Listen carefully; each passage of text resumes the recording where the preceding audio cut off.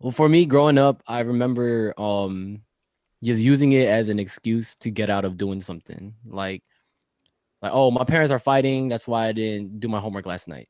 Some petty like that. And then I would use it like I would just use it as an excuse to, like I said, to get out of anything. So I guess my advice for people who, are currently going through it or who are have gone through it and still haven't, grown past it, don't use it as an excuse.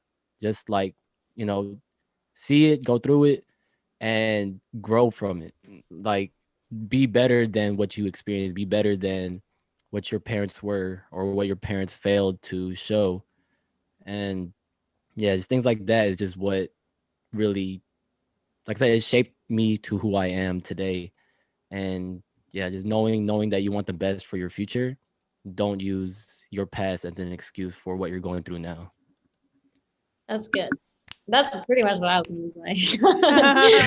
But yeah, no, seriously. I think it's important to know at the same time that you're going through it. Yes, don't use it as an excuse, but also don't forget to give yourself grace.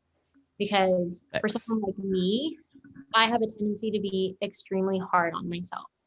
And I think as the eldest child, I put a lot of blame on myself. Um, and so at the same time, don't use it as an excuse, but also give yourself grace, which is somewhat contradictory, but I think that there's a balance to it. Mhm. Um, because it's important for you to feel what you need to feel. But at the same time, like you said, I think it's important for you to learn. That's the biggest thing. Learn from your experiences. That's the biggest takeaway for me is I learned what I didn't want to do as a future parent. I said, I don't want to be this kind of person, this kind of mom, this kind of partner in the future. So there was a lot of takeaways in terms of what I didn't want to be, and then start learning what you should be. So, and then in terms of coping mechanisms, I think that varies from person to person, whether that means I do think that everyone should have an outlet, whether that's venting to a friend, venting to a therapist, journaling, writing songs, however your venting process is, it varies from person to person, but I do think it's important for everyone to let it out some way. That could be going to the gym, that could be taking a walk or anything, but it's important for you to let it out somehow, some Mhm. way. It's Yeah. holding it in and going to help.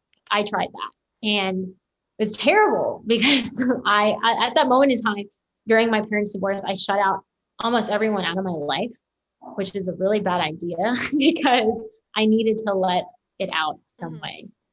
Um, so that would be my advice Okay. is to find an outlet.